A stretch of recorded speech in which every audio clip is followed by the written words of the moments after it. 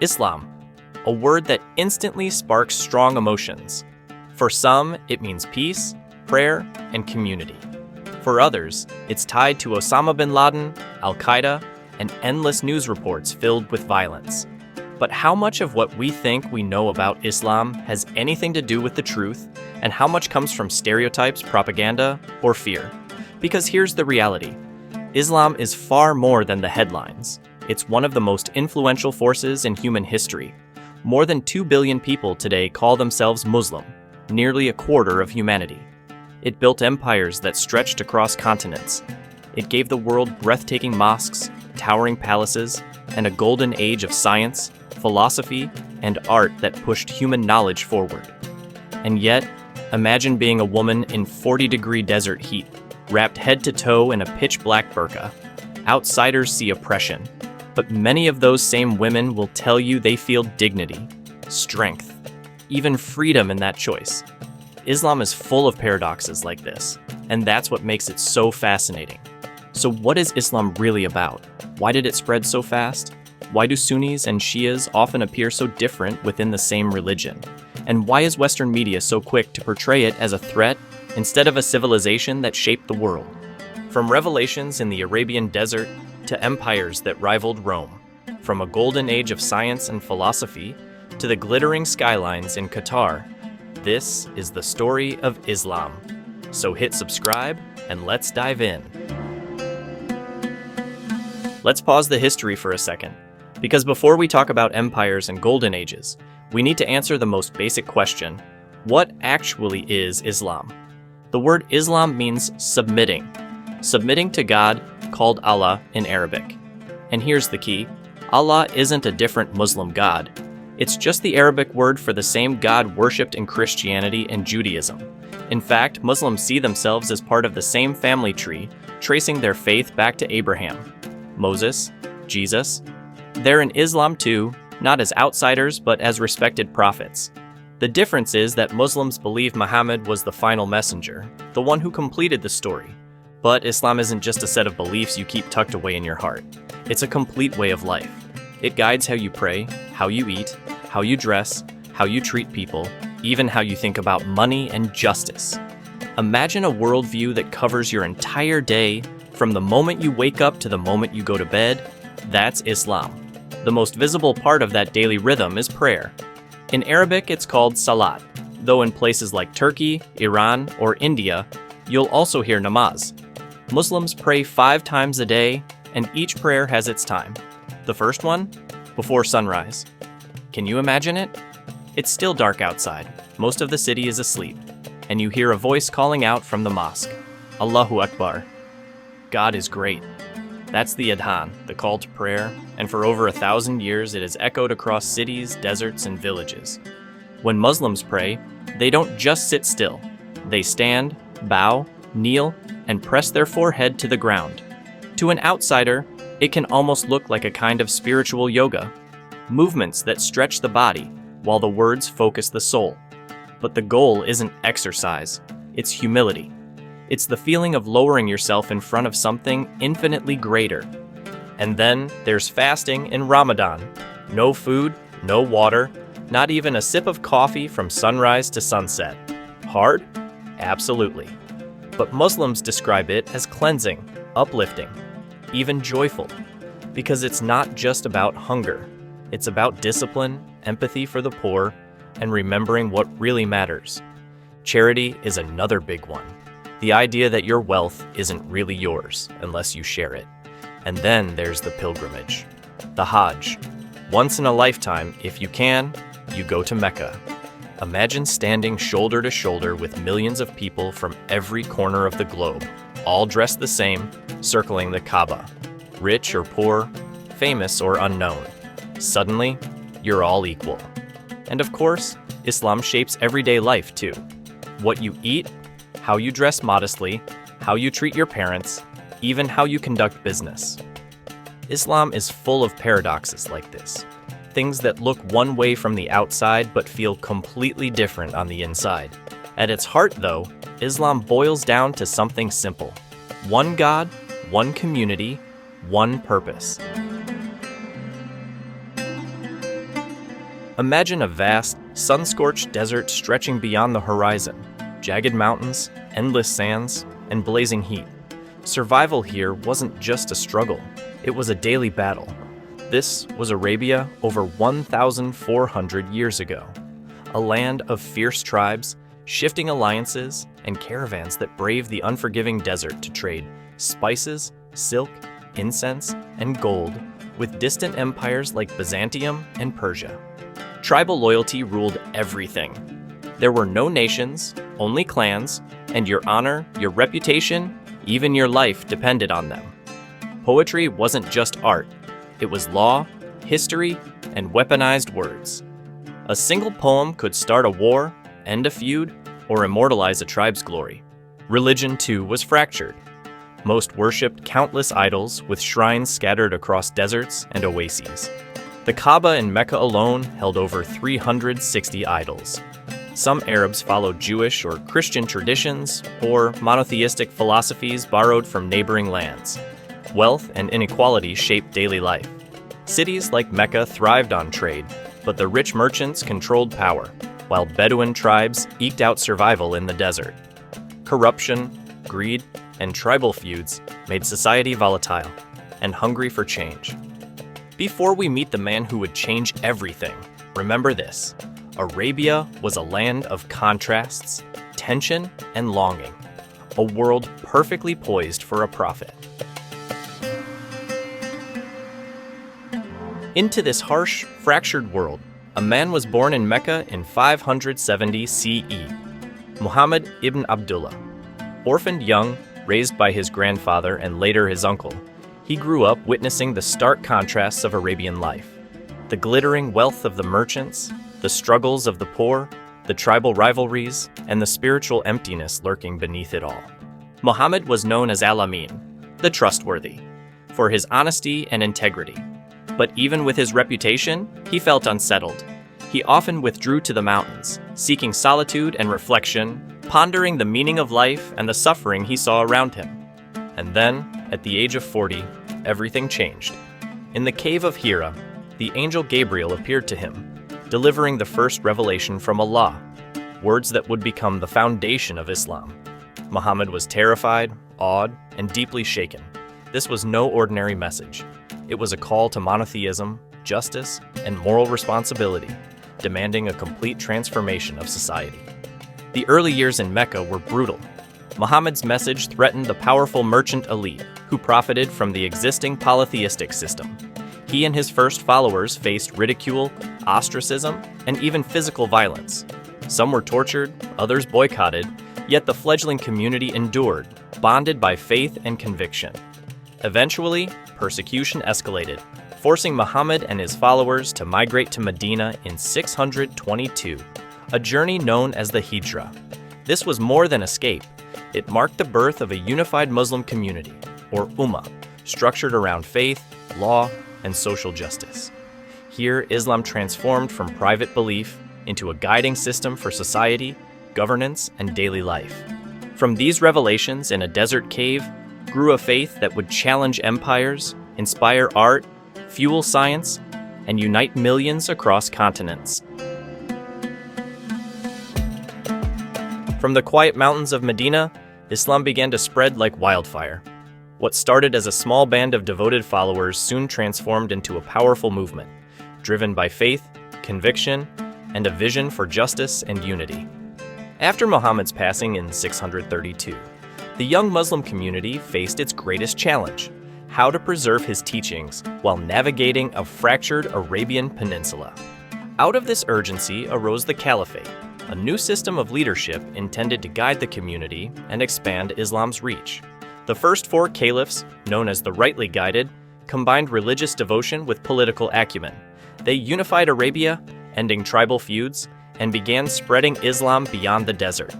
Within a century, Muslim armies and diplomats carried the faith across the Middle East, North Africa, and even into Spain, lands that had once been part of empires like Byzantium and Persia. But Islam didn't spread by force alone. Trade, culture, and ideas played an equally crucial role. Merchants carried not only goods, but also knowledge, values, and faith to distant lands. Cities like Baghdad, Cairo, Damascus, and Cordoba became beacons of Islamic civilization, hubs of commerce, scholarship, and culture. As the Umayyads, Abbasids, Ottomans, and Mughals rose to power, they forged empires that rivaled Rome in scale and influence. They built towering palaces, sprawling mosques, and systems of law that governed millions. Muslim rulers patronized scholars, artists, and architects, transforming Islam into a civilization that shaped politics, society, and human knowledge for centuries. And yet, expansion brought diversity and challenges. Different peoples, cultures, and traditions adopted Islam, creating a rich mosaic of practices, interpretations, and sects. This diversity would later give rise to the major branches of Islam we see today, Sunni and Shia, each with their own beliefs, traditions, and histories. Imagine a world where knowledge is treasured like gold, where scholars debate under the glow of oil lamps, and libraries rival the wealth of empires. This was the golden age of Islam, roughly from the 8th to the 14th century, a period when the Muslim world became the beating heart of science, philosophy, art, and culture. Cities like Baghdad, Cairo, Cordoba, and Damascus weren't just trade hubs. They were learning machines. The House of Wisdom in Baghdad, for example, collected texts from Greece, Persia, India, and beyond. Scholars translated, studied, and improved upon this knowledge, giving the world algebra, advanced astronomy, medical encyclopedias, and innovations in chemistry. Names like Al-Khwarizmi, the father of algebra, or Ibn Sina, whose medical works influenced Europe for centuries, became legends of intellectual brilliance. But it wasn't just science. Art and architecture soared to unprecedented heights. Stunning mosques, like the Alhambra in Spain or the Sultan Ahmed Mosque in Istanbul, combined beauty, geometry, and devotion. Calligraphy turned words into visual masterpieces. Music, literature, and poetry flourished alongside philosophy, creating a civilization that prized intellect and aesthetic expression in equal measure. Trade and exploration spread this brilliance even further. Muslim merchants carried ideas, goods, and technology across the Mediterranean, Africa, and Asia. Papermaking, navigation techniques, and medical knowledge traveled with spices and silk, leaving an indelible mark on the world. Yet, this golden age was not just about material or intellectual achievements. It was a reflection of Islam's core values: curiosity, learning, justice, and striving for excellence. Faith and reason coexisted, and the pursuit of knowledge became an act of devotion.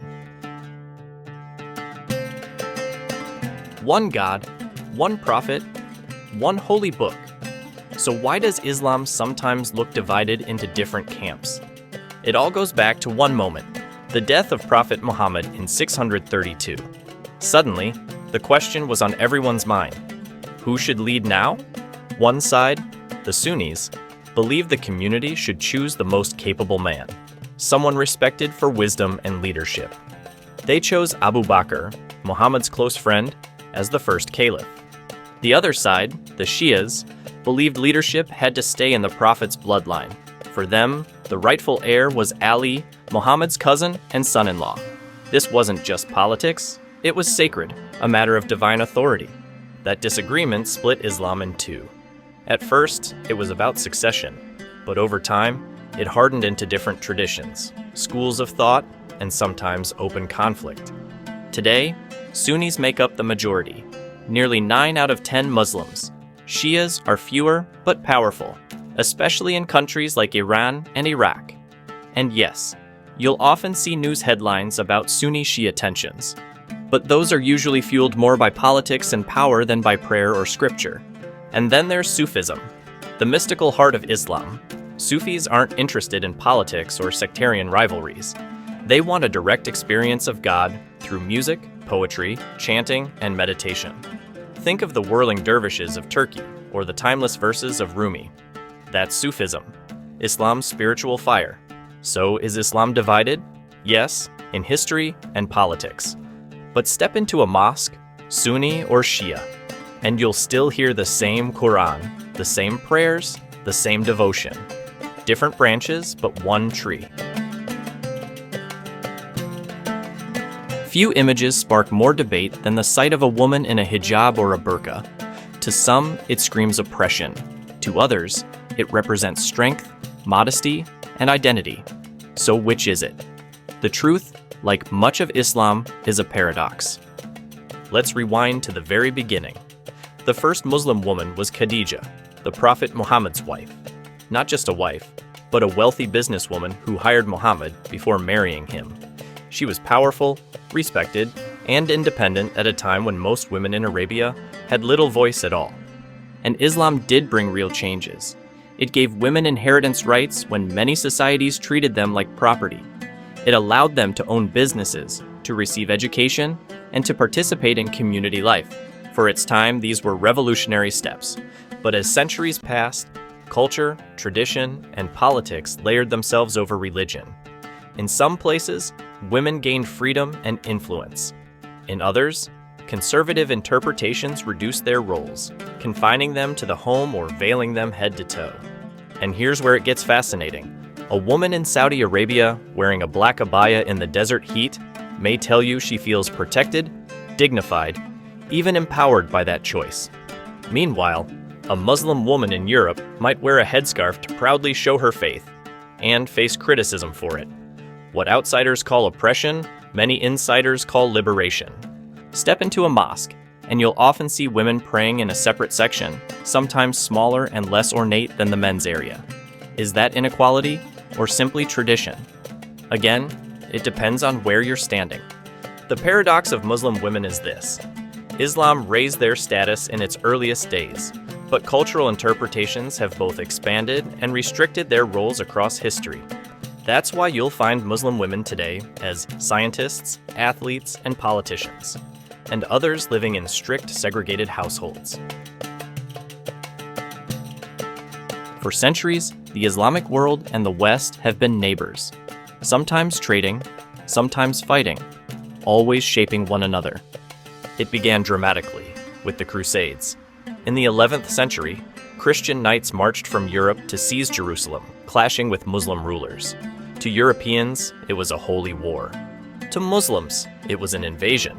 The wars were bloody, but they also created unexpected exchanges, not just of swords, but of ideas. Because here's the twist. While Europe was trapped in what it called the Dark Ages, the Islamic world was thriving. In Muslim Spain, Al-Andalus, libraries overflowed with books, streets were lit with lamps, and philosophers debated Aristotle while Europe was still struggling with basic literacy. Algebra, medicine, astronomy, all were advanced in Islamic centers like Baghdad, Damascus, and Cordoba. And slowly, those ideas seeped into Europe, sparking the Renaissance. But history has two faces. Fast forward to the age of European colonization, and the balance flipped. Britain, France, and others carved up the Muslim world, drawing borders, controlling trade, and dominating politics. Alongside armies came propaganda.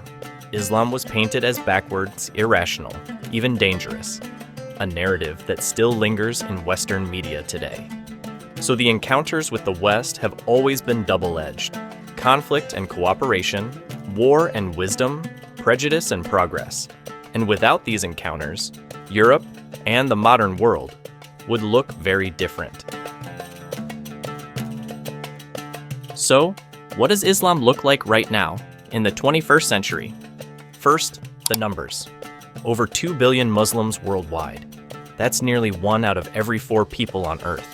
From Indonesia to Nigeria, from London to Los Angeles, Islam isn't just in the Middle East. It's global. And in the modern Muslim world, power looks different than it did in the days of caliphs and sultans.